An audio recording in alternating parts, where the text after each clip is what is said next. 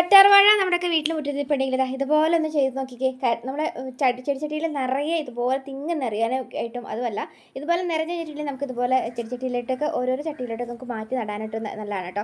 അപ്പോൾ ഈ ഒരു ചെറിയൊരു ടിപ്പ് ചെയ്ത് നോക്കിയാൽ മതി. നമ്മൾ ഫസ്റ്റിൽ ശ്രദ്ധിക്കേണ്ടതെന്ന് വെച്ചിട്ടുണ്ടെങ്കിൽ നമ്മൾ ആദ്യമേ തന്നെ ഈ ഒരു നട്ടേക്കുന്ന ചട്ടിയിൽ മണ്ണ് ഉറച്ചാണോ എന്നുള്ളത് ശ്രദ്ധിക്കുക കേട്ടോ.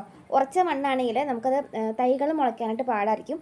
അപ്പോൾ തൈകൾ പെട്ടെന്ന് മുളച്ച് വരാനായിട്ട് നിങ്ങൾ ആഴ്ചയിൽ നിങ്ങളൊന്ന് ഉറച്ച മണ്ണാണെങ്കിൽ ഇടയ്ക്ക് ഒന്നൊരു കമ്പിയോ എന്തെങ്കിലും കോലോ അതിൽ വെച്ചിട്ട് ഈ ചെടിച്ചട്ടിയുടെ ചുറ്റും ഉള്ള മണ്ണൊന്ന് ഇളക്കിയിട്ട് കൊടുക്കുക കേട്ടോ. അതിനുശേഷം ഇതുപോലെ ഇട്ട് കൊടുത്തേക്കുന്ന പോലെ തന്നെ ഇച്ചിരി കരിയില ഒക്കെ ഉണ്ടെങ്കിൽ അതൊന്ന് ഇട്ട് കൊടുക്കാനായിട്ട് ശ്രദ്ധിക്കുക. കമ്പോസ്റ്റിൻ്റെ വളം നമുക്ക് ചെടിച്ചട്ടിയിൽ ഇട്ട് കൊടുക്കുന്നത് നല്ലതാണ് കേട്ടോ. പിന്നെ വേണ്ടത് നമ്മുടെ മുട്ടയുടെ തോടാണ്. മുട്ടയുടെ തോടും നമ്മൾ വീട്ടിൽ എടുക്കുന്ന ഉള്ളിയുടെ ഉണ്ട്, അതുപോലെ സവാളയുടെ ഒക്കെ തൊണ്ടുണ്ടെങ്കിൽ ഇതെല്ലാം കൂടെ കൂട്ടി മിക്സ് ചെയ്ത് പൊടിച്ചതിന് ശേഷം നമുക്കിതിന് ചോട്ടിക്കൂടെ ആഴ്ചയിൽ ഇട്ട് കൊടുത്തിട്ടുണ്ടെങ്കിൽ നമുക്ക് നല്ലൊരു വളമാണ് കേട്ടോ. ഈ ഒരു ചെടിച്ചട്ടിയിൽ കൂടെ ഒക്കെ നിറയെ നല്ല രീതിയിൽ തന്നെ നമുക്ക് തൈകൾ നിറച്ച് കിളുക്കാനൊക്കെ ആയിട്ടും അതുമാത്രമല്ലാണ്ട് നമുക്ക് മാറ്റി ഇതുപോലെ നട്ടിട്ടുണ്ടെങ്കിൽ നന്നായിട്ട് നല്ല ആർത്ത് വരാനൊക്കെ ആയിട്ട് നല്ലതാണ് കേട്ടോ. ഈ മുടി വളരാനായിട്ട് ഏറ്റവും നല്ലത് കറ്റാർവാഴയാണ് കേട്ടോ. അപ്പോൾ അതുപോലെ തന്നെ കീഴാർനെല്ലി നമുക്കൊക്കെ വീട്ടിലൊക്കെ ഇതുപോലെ നമുക്കൊന്ന് ചെടിച്ചട്ടിയിലൊക്കെ വച്ച് പിടിപ്പിക്കുകയാണെങ്കിൽ മുടി നല്ല രീതിയിൽ തന്നെ എത്ര വളരാത്ത മുടിയും നല്ല ഉള്ളോട് കൂടിയിട്ട് നല്ല ബലത്തോടു കൂടി വളരാനായിട്ട് നല്ലതാണ് കേട്ടോ.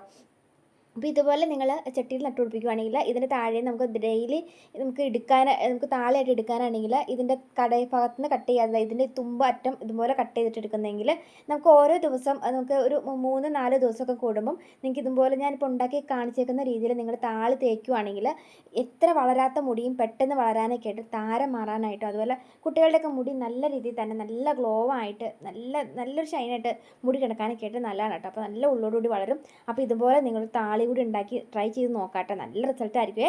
അപ്പം ഞാനിപ്പോൾ ഇതുപോലെ 2 ചെമ്പരത്തിയുടെ പൂവും അതുപോലെ തന്നെ ഒരു 5-6-7 ഇതുപോലത്തെ ലീഫുകൾ ചെമ്പരത്തിയുടെ ലീഫും ഇതുപോലെ ഒന്ന് പറിച്ചെടുത്തിട്ടുണ്ട് കേട്ടോ.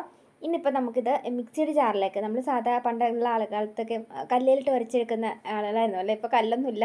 അപ്പം നമുക്ക് മിക്സിയുടെ ജാറിലേക്ക് ഇട്ടിട്ട് നല്ല രീതിയിൽ തന്നെ അത് അരയ്ക്കാം കേട്ടോ. അപ്പം ഇതിൻ്റെ കൂട്ടത്തിൽ 2 കൂട്ടം കൂടെ ചേർക്കുകയാണെങ്കിൽ മുടി നല്ല രീതിയിൽ തന്നെ വളരും കേട്ടോ. നല്ല ഉള്ളോടുകൂടി തന്നെ വളരും, നീർക്കെട്ട് വീഴത്തുമില്ല കേട്ടോ. അപ്പോൾ ഞാനിപ്പോൾ ഇതുപോലെ എടുത്ത് വെച്ചേക്കുന്ന നമ്മുടെ ചെമ്പരത്തിയുടെ ഇതുകളെല്ലാം ആ ഒരു മിക്സിയുടെ ജാറിലേക്ക് ഇതുപോലെ നമുക്കൊന്ന് വാരിയിട്ട് കൊടുക്കാം കേട്ടോ. ഇനി ഇതിൻ്റെ അകത്തേക്ക് നമ്മളവിടെ ആ മുറിച്ച് വെച്ചേക്കുന്ന കറ്റാർവാഴ ഇത് ശരിക്കും നല്ല ഇപ്പം ഈ ഒരു ക്യാൻസർ പേഷ്യൻസിനൊക്കെ ആണെങ്കിൽ പോലും കീമോതെറാപ്പി കഴിഞ്ഞിട്ട് മുടി വളരെ ഇല്ലാണ്ട് ഇങ്ങനെ നിൽക്കുന്ന തലമുടിയിലൊക്കെ ആണെങ്കിൽ പോലും അവർക്ക് നല്ല തലയ്ക്ക് തണുപ്പും കിട്ടുകയും ചെയ്യും, മുടി പെട്ടെന്ന് വളരുകയും ചെയ്യും കേട്ടോ. അപ്പോൾ കുറച്ച് കറ്റാർവാഴയുടെ പകുതി എടുക്കുക. പിന്നെ ഇതുപോലെ നമ്മുടെ സവാളയുടെ ഒരു ഹാഫ്. താരം മാറാനായിട്ട് ഏറ്റവും ബെസ്റ്റാണ് കേട്ടോ. താരം മാറാൻ മാത്രമല്ല മുടി വളരാനൊക്കെ ആയിട്ടും സവാള നല്ലതാണ് കേട്ടോ.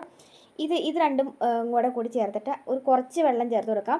ഇനി തലയ്ക്ക് ഇനി തലമുടിയിൽ നിങ്ങൾക്ക് എന്തെങ്കിലും ചൊറിയോ ചിരങ്ങോ അങ്ങനെ എന്തെങ്കിലുമൊക്കെ ഉള്ള ആളുകളുണ്ടെങ്കിൽ നിങ്ങൾക്ക് ഇതുപോലത്തെ ആര്യവേപ്പിൻ്റെ ലീഫ് കിട്ടുവാണെങ്കിൽ ഇട്ട് കൊടുക്കാം.